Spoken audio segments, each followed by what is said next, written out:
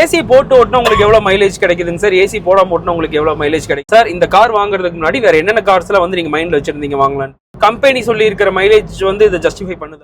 K10 வந்து பெட்டரா feel ஆச்சு. என்னன்னு பார்த்தீங்க அப்படின்னா மெயினாக வந்து 3 பாயிண்ட்னால. ஒன்று, கார் சர்வீஸ் அண்ட் மெயின்டெனன்ஸை பற்றி ஒரு ப்ரீஃபான ஒரு பாயிண்ட்ஸ் தான் வந்து சொல்லியிருந்தீங்க. இப்போ அதை ப்ளீஸ் கொஞ்சம் எலாபரேட் பண்ணி சொல்லுங்கள். கிட்டத்தட்ட ஒரு 600 கிலோமீட்டர் இவர் இந்த காரில் பின்னாடி சீட்டில் உட்காந்து வந்திருக்கிறாரு. எந்தளவு கம்ஃபர்டபுளாக ஃபீல் பண்ணுறாரு அப்படின்னு இவர்கிட்டே கேட்போம். வீடியோ பார்க்கறதுக்கு முன்னாடி நம்ம சேனலுக்கு புதுசு அப்படின்னா மறக்காம சப்ஸ்கிரைப் பண்ணிட்டு வீடியோ பாருங்க. ஏன்னா இந்த வருஷத்துக்குள்ள 1 lakh சப்ஸ்கிரைபர்ஸ் ரீச் பண்ணணும் அப்படிங்கிற டார்கெட் வச்சிருக்கோம். வீடியோ பார்க்குற ஒவ்வொருத்தரும் மறக்காம சப்ஸ்கிரைப் பண்ணிட்டு வீடியோ பார்த்தீங்கன்னா அந்த 1 lakh சப்ஸ்கிரைபர் கவுண்ட்டை சீக்கிரம் ரீச் பண்ணிடலாம். ஸோ மறக்காம சப்ஸ்கிரைப் பண்ணிட்டு பாருங்க, ஒரு ஹம்பிள் ரெக்வஸ்ட். ஸோ இந்த வீடியோவில் இந்த கார் ஆல்டோ K10 2023 மாடலில் வந்து ரிவ்யூ பண்ண போகிறோம். ரைட்டாகவே பானட்டை வந்து ஓப்பன் பண்ணி பார்ப்போம்.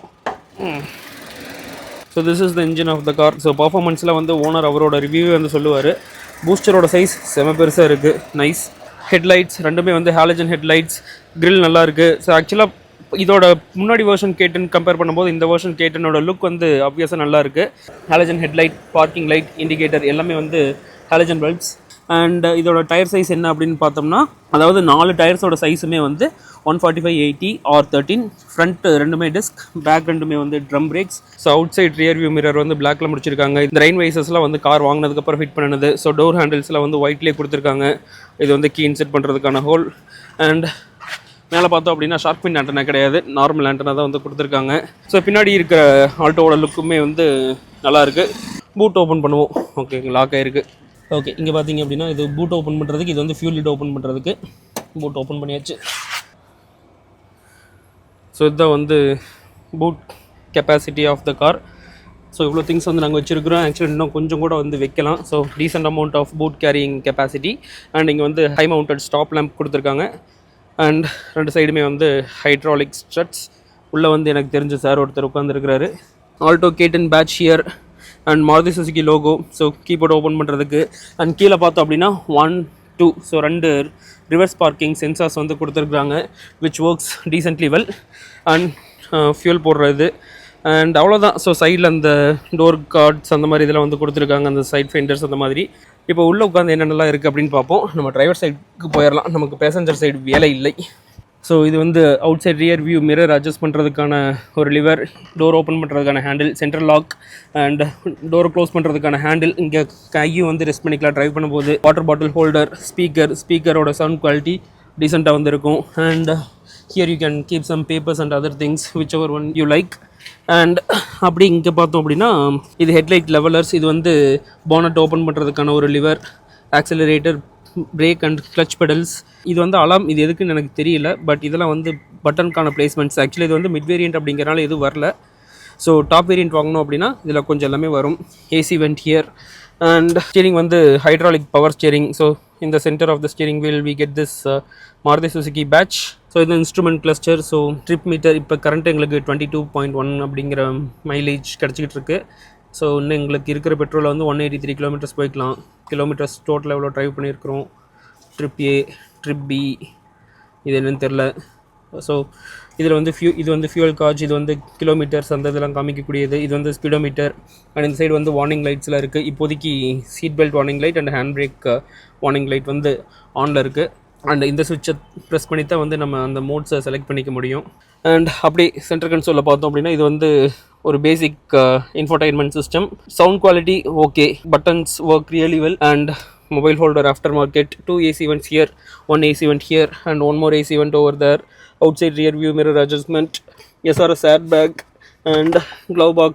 And here you have the controls for power windows. And here this button is for the hazard light. Okay, and இங்க பார்த்தோம் அப்படின்னா இது வந்து AC கான கண்ட்ரோல்ஸ். இது வந்து உள்ள இருக்கிற காற்றை சர்க்குலேட் பண்ணுறதுக்கு. இது இந்த சைடு தள்ளணும் அப்படின்னா வெளியே இருக்கிற காற்றை உள்ளே கொண்டு வரதுக்கு. இது வந்து AC ஃபேன் ஸ்பீட் அட்ஜஸ்ட் பண்ணுறதுக்கு. இது AC டர்ன் ஆன் பண்ணுறதுக்கு. இது வந்து இது AC, இது வந்து ஹீட்டர் மோடுக்கு. நார்மல் வச்சா எதுவும் இருக்காது.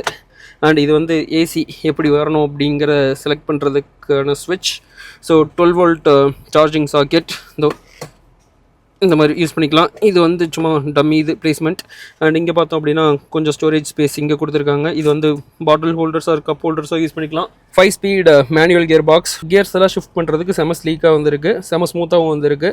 கார் ஓவரால் ட்ரைவ் பண்ணுறதுக்குமே வந்து ஸ்மூத்தாக இருக்குது.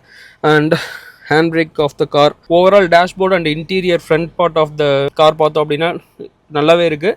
அண்ட் ஸ்டீரிங் ஒரு மிட் சைஸில் ஸ்டீரிங் வீல், சைடில் வந்து வைப்பருக்கான கண்ட்ரோல், அண்ட் இந்த சைடு வந்து ஹெட்லைட்ஸ்க்கான கண்ட்ரோல். இந்த ஸ்டீரிங் வந்து நம்மளால் இப்படி ஹைட் அட்ஜஸ்ட்டும் பண்ணிக்க முடியாது, டில்ட் அட்ஜஸ்ட்டும் பண்ணிக்க முடியாது, அதாவது டெலஸ்கோபிக் அட்ஜஸ்ட்டும் பண்ணிக்க முடியாது, ஏன்னா இது வந்து ஒரு மிட் வேரியண்ட். அண்ட் அப்படியே மேலே பார்த்தோம்னா sun visor on both the sides. இது வந்து ரூஃப் லைட், இன்சைட்லேருந்து வெளியே பார்த்துக்கிற inside outside rear view mirror, that's how I call it. So handles on all the 3 sides, but not for the driver, because driver obviously will hold the steering wheel. அப்படியே passenger side டோரை open பண்ணி உங்ககிட்ட ஒரு question sir.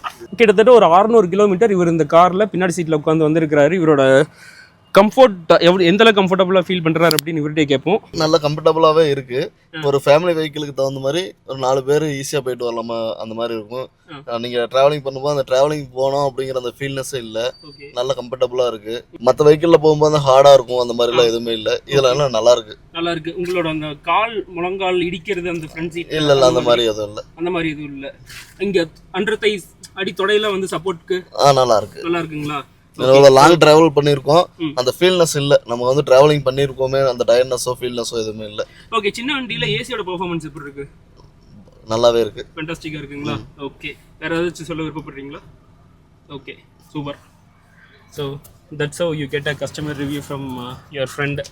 Hand brake சொல்லிட்டேன், but இதுக்கு பின்னாடி வந்து கொஞ்சம் ஸ்டோரேஜ் ஸ்பேஸ் இருக்குது, அதை சொல்ல மறந்துட்டேன். வேணும்னா நம்ம இப்படி வாட்டர் பாட்டிலும் வச்சுக்கலாம்.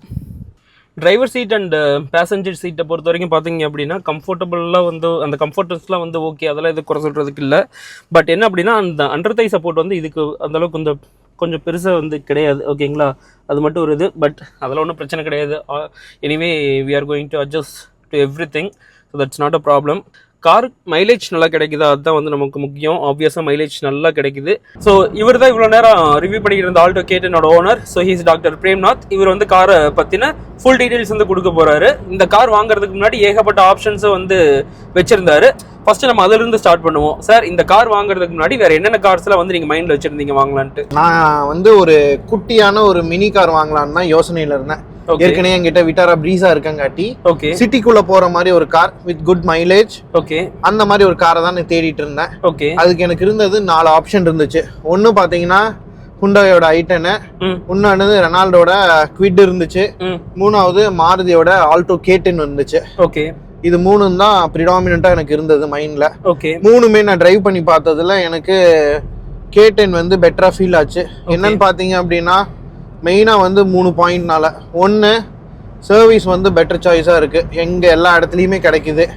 ரெண்டாவது, எக்கனாமிக்கலா ஃபீஸிபிளாவும் இருக்கு, பெரிய லெவல்ல சர்வீஸ்ல எனக்கு செலவுகள் எதுவும் வரப்போறது இல்ல. மூணாவது, ஸ்பேர்ஸ் ஈஸியா கிடைக்க போகுது. 4வது பாயிண்ட் சொல்ல போனா அது ரினவுன்ஸ் பிராண்ட் மாருதி. இது 4 தான் பிரைமரி காரணங்கள். ஏன்னா நாங்க மாருதியோட பிரீஸா ஒரு 3 இயர்ஸா வச்சிருக்கங்காட்டி நான் மாருதி சூஸ் பண்ணிட்டேன். ஓகே, கம்பெனி சொல்லி இருக்கிற மைலேஜ் வந்து இதை ஜஸ்டிஃபை பண்ணுதா? எனக்கு கம்பெனி சொன்ன மைலேஜுக்கும் இதற்கும் பெருசா டிஃபரன்ஸ் எதுவும் வரல. ஓகே, அவங்க என்கிட்ட என்ன சொன்னாங்கன்னா ஹைவே பொறுத்த வரைக்கும் ஒரு 23 25 எக்ஸ்பெக்ட் பண்ண சொல்றாங்க. ஓகே, எனக்கு ஆவரேஜா வந்து 22.5 23.5 வரைக்கும் கிடைக்குது ஹைவே பொறுத்த வரைக்கும். So is this okay for you? எனக்கு மச் பெட்டர் எனக்கு தெரிஞ்சா. Okay sir. சிட்டிக்குள்ள பாத்தீங்க அப்படின்னா ஆவரேஜா எனக்கு 20 21 22 வரைக்கும் கிடைக்குது. Okay, so you are satisfied with the mileage of the car. Long டிரைவ்ல போறப்ப எப்படிங்க சார் இருக்கும்? சீட்ல உட்காந்து போறதுக்கு ரொம்ப ஹார்டா ஃபீல் ஆகுமா, இல்ல ஓரளவுக்கு ஓகேவா தான் இருக்குமா? இது வரைக்கும் எனக்கு லாங் டிரைவ்ல பெருசா என்ன வித்தியாசங்களும் தெரியல.